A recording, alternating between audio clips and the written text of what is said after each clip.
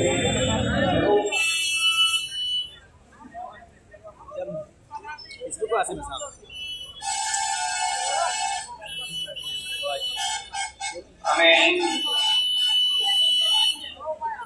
সভাপতি সাহেবের অনুমোদন সাপেক্ষে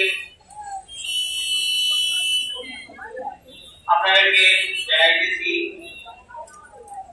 আপনারা সবাই উপস্থিত আছেন উত্তর পূর্ব ভারত ইমারতে শরিয়া ও নবাবুত তামিল, যেটা উত্তর পূর্ব ভারত ব্যাপী অনেক কার্যক্রম চালিয়ে নিয়েছে।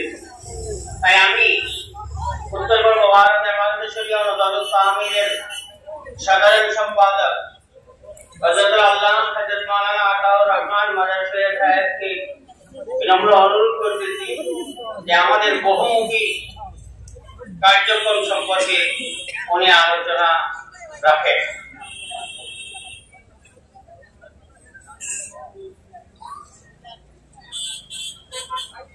আসসালামু আলাইকুম ওয়া রাহমাতুল্লাহ।